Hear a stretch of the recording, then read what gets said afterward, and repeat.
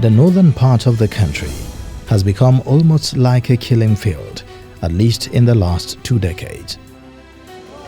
Just as it recovers from the devastation of the Boko Haram insurgency, which led to the killing of thousands of people and displacement of millions in the contiguous states of Borno, Adamawa and Yobe, also known as the Bay States. Fleeing from the military onslaught due to intensified bombardments of their hitherto held enclave, the Sambisa Forest. Ya Kufara Nigeria. Boko Haram elements and their collaborators from other terrorist groups like ISWAP and Ansaru joined forces with bandits and kidnappers who have been terrorizing the northwest to make life difficult, especially for the vulnerable communities in Zamfara, Katsina, Kaduna, Niger, and Sokoto states.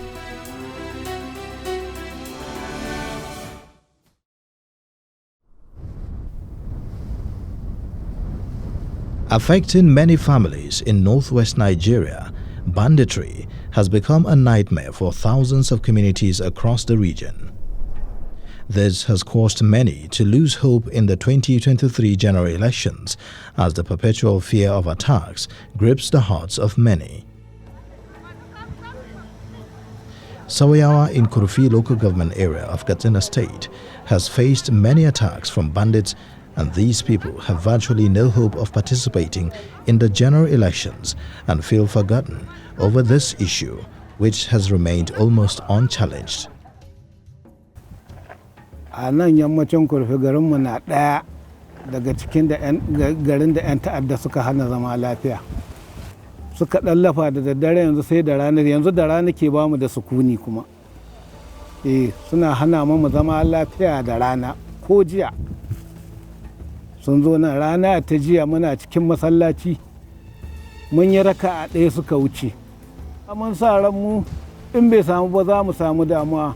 Amma in Allah ya ce ai in ko bai yiwuwa ana ba da tabbacin dai kila ko waɗannan za a kai akwatin nan tama nan dai kan da ƙyar zai yiwu in dai ba jami'an tsaro gare mu ba sama da yadda ba mu tsammani. Amma in muna da jami'an tsaro sama da yadda ba mu tsammanin za su zo mai yiwuwa ne ko ya yiwu. For these communities, bandits struck on daytime, and so fear of being attacked on election keep many more terrified with the poll. Zaɓe, Allah ya yi nan ai inda matakan tsaro. Wancan ai ya buge magana. Inda matakan tsaro ake zaɓe. In ko babu, to ba hawa mai tsayawa nan ya yi zaɓe. Na ce ma ai in zaɓe za a yi sai da matakan tsaro. In za a yi zaɓe sai da matakan tsaro, in ko ba matakan tsaro ba yiwuwa saboda da rana suke zuwa ba dare ba yanzu. In ba da gaske aka yi musu ba domin Allah zaɓen nan yana iya ƙin yiwuwa. Ƙila in kamar in gwamnati ta so a yi, ƙila tana iya taimakawa sai a zo a yi zaɓen nan hankali kwance. Amma in ba haka ba sai dai a zo a yi shi ko tsaye ko wani haka da yadda ba a tunani. Intensified kidnapping by the terrorist groups led to the abduction of both villagers, travelers and students for ransom in millions of naira. Muna da matsala yanzu duk wani wallahi yawancin mu wani da katin kare shi abinda zai fara lissafa ma abinda za a ci gidan shi. Wallahi bai ma tunanin cewa an san neman yanci gaskiya ne ka amshi yancin ka matsayin ka na indijan dan kasa kana da right din da zaka je kai zabe ko ka zabi abin da kake so. To babu zaman lafiya.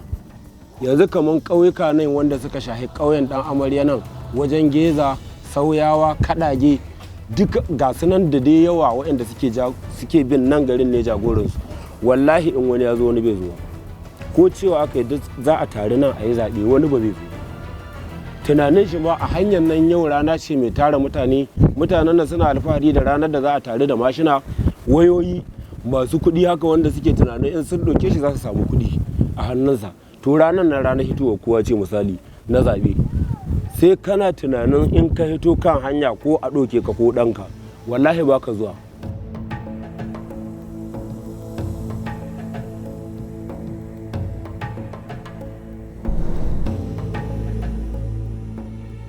The armed conflict has left thousands killed and millions of farming communities displaced.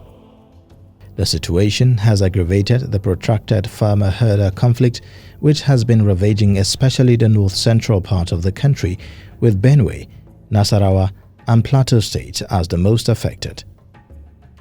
While there was substantial reduction in the Boko Haram insurgency in the northeast and perhaps recently the rampaging banditry in the northwest, pocket of attacks by the armed groups is still persisting, with innocent people being killed almost on a daily basis.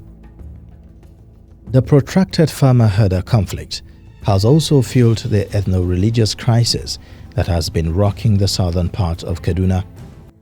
An destabilize mutane sun wace suka bar communities nasu, kaman sakon community yanzu sai dai mu je ne mun zauna dan yan mitoci ne kaɗan sai dai mu wace mun tafi inda za mu je mu nema inda za mu kwana, ba zama a community. Sanan dube yanda aka kokone community gaba daya, ba abin da yake a wurin da mutum zai iya zauna har ya survive rayuwar shi. Duka gidajenmu an kone, dube wayannan irin wannan gidan haka yanda ka gan shi haka bango sun an kone, bango sun rushe duka gaba daya. So ba mu da inda za mu iya zama, balantane har a ce mu samu sukuni mu natsu har mu yi zabe. Voters card namu ma wayanda suna a shirye an kone su. An kone su a yanzu na haka ba mu san ya za mu yi mu samu voters card ga zabubukan da suka zo ba. On August 18, 2022, terrorists were said to have launched an attack on a community which they repeatedly attacked on September 26, 2022, allegedly killing 47 residents of the area. Muna zamani muka gan Fulani sun zo sun shiga mana ba dalili ba komai, sai harbi sun kashe mun kanina. Da sun kashe mun kanina ba su bari ba, mun doga kamar abun ya wuce. Muna zama on Sunday in the night, 10 o'clock suka shiga mana wurin nan ne, suka yi mana kaca-kaca, suka kashe mana yan waye ba kadan ba.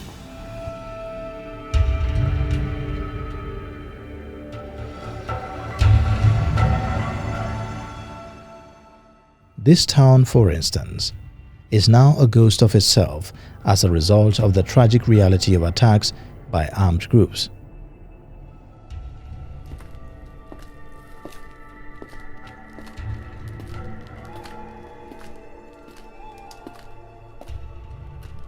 A priest, Reverend Father Michael Cosmas, recalls one of such attacks that caused many residents to flee their homes. Those two attacks, we lost 43 persons. The people were completely displaced. All their houses burnt down.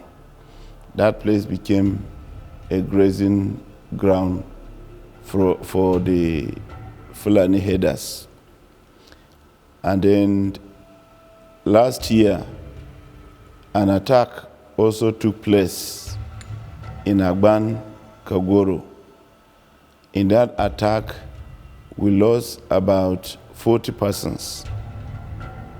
Then the recent one that took place on 13 and 18 December this year, we lost 40 lives. In all these places, many properties were burned down. Dorothy Jeremiah's home was also attacked. Buga 11 don na rike waya, to waya dai yana da alert duk time in yayi kawai sai ba da alert, sai na ji wayan ya ba da alert, sai na bi na switchin waya din, na duba na ga 11 ina switchin waya din sai sun ba da alert su mama, sai amoka zai ya ba da sound dum dum dum da yayi haka kawai sai ko ina ya amsa, ba ka ji inda da kai ya ka sa kunni ka ce ko ka gudu ga inda ka bi ba, ko ina ya amsa da bindigogi. Shiga duhu ina doka yaro na fita nan kamin kai nan kofan gaban gidanmu sun bude sun shiga, sai mun wurga da gudu mun je mun fadi a can mun kara mun tashi, da mun tashi suka shiga gida din mai shago na can shine da daki wannan shi ma yana kokari yanda zai fita yana leke yana ganin su wanda sun shiga cikin gidan wai sai sun ce wai gudun wai sun gudu sai shi yana siya daki wurin ne suka harba mashinan nan wai su ne suka fara sa wutan.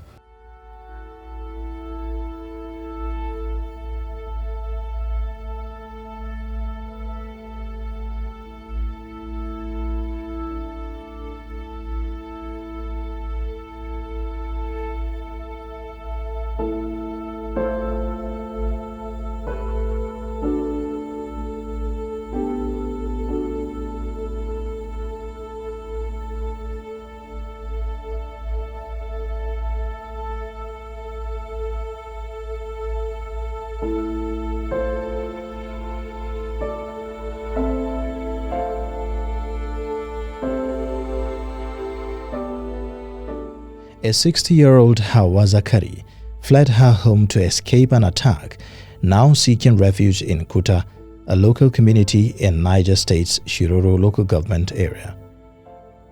She says she has no intention to participate in the next election. What is paramount to her is how to survive frequent attacks on her community by marauding bandits. An fara dai abin kaman ba za a abin ba zai yi ƙarfi ba zai yi ƙarfi ba muna nan muna dai cikin boyon da har yau ta gagara yau muna nan a garin Kutan nan muna sama da shekara 5 ne a nan wurin aƙalla wani lokaci za mu je mu zauna a daji ne ko abin da zai dan lawa wannan in ya je gida ya je maganan noma a nan za a ɗauke shi wannan kuma in ya je kaman zai ɗauko wani abinci ne a gida ko a kashe ko a ɗauka. A haka muke fama yanzu al'ummarmu suna nan a bakin rahi a mamake ga iska ga sanyi mace za ta haihu a wurin a haka muke fama da su wanda ya kokari ya je gida ko taburma ko wani abu zai je ya dauko an yi aran gama da shi an wuce da shi an bar mu da jidali ba noman ba wurin kwanciya a haka muke fama a cikin wahala har a rana ita kamar yau. To gaskiya an cuce mu ba za mu ji daɗi ba gaskiya yadda muka saba muna annashuwa muna yin zaɓen mu ita ƙaramar hukumar rafi ta san cewa ba zan manta ba 2000 da biyun nan da aka yi zaɓe da ɗaya da aka yi zaɓe kusan ce ƙaramar hukumar rafi ita ta zo ɗaya na ɗayan madaka kuma ita zo na ɗaya a zaɓe da muka yi duk zaɓen da ake yi muna bin gwamnati ko muna zaɓen mu lafiya lau mu tashi lafiya lau amma wannan karan muna tunanin inda za mu yi zaɓen nan.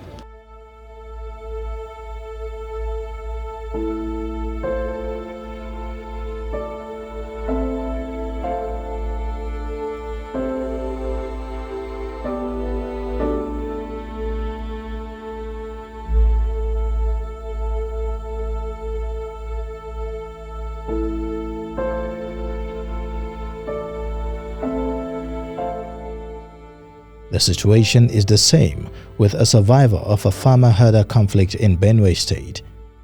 He says many members of his community now live outside the state in fear of attack. So,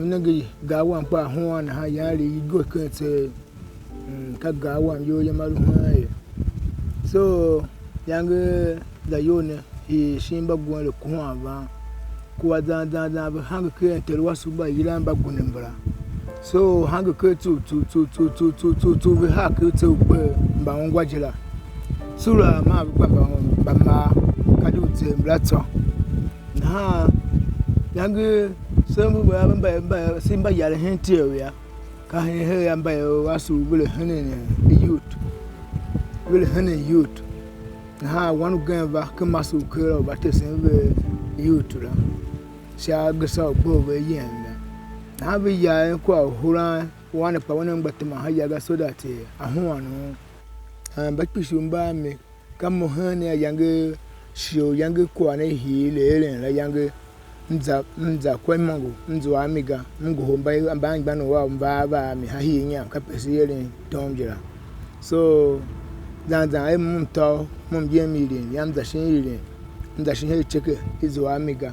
Emom Jam Bajumbaka from where I'm out, Bajumara, Mopa, Bamcraft, I told Zagazana, Namoyo Yamia Muemiga. A sight of a deserted community with abandoned homes as we traveled through most of these villages is a commonplace. we came across a 107-year-old man in a deserted town. He said he is one last surviving member in this community.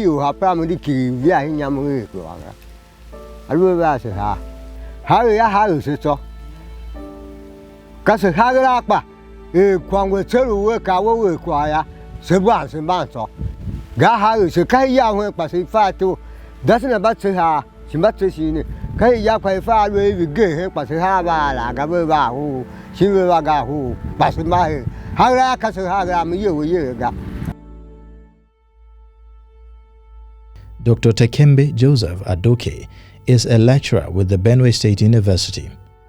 He is worried that despite the humanitarian crisis generated by the armed conflict, authorities concerned are yet to take necessary steps to address the challenge. People who have been affected, many of them have felt the irresponsibility of government already. So even compelling them or encouraging them to go and vote is a difficult task, and they cannot access their ancestral homes.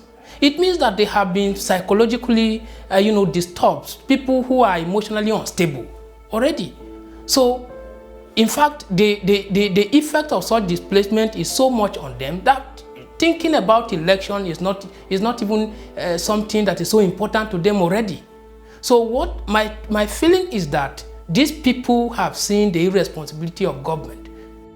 There is approximately 1.5 million people displaced in the 7 local government areas affected in Benue State.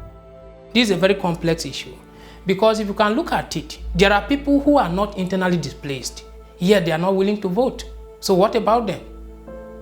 People who are not internally displaced are not ready to vote because of the feeling, the impressions they have about the activities of government.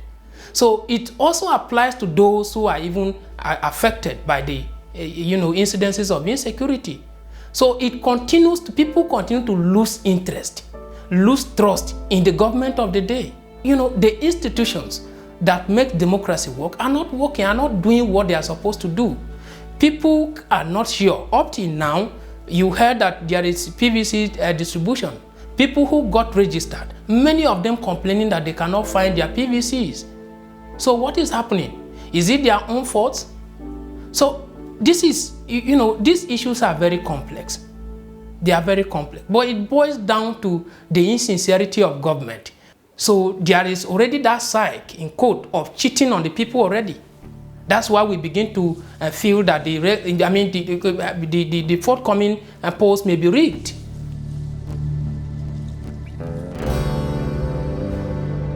The horrific tales of terrorist attack and the killings have caused many to lose hope in the conduct of the next election, despite repeated assurances by the authorities. For the people in the northeast of Nigeria, the relative calm that has returned to the area has given hope that they could participate in the 2023 elections. When there was the insurgency was in a heat, it was in a top gear, it was so severe. Elections were conducted by restationing the polling stations where they can be accessed. For instance, in the IDP camps election were done. There was voting in the election in the various camps. There was voting. What of now that people are being resettled?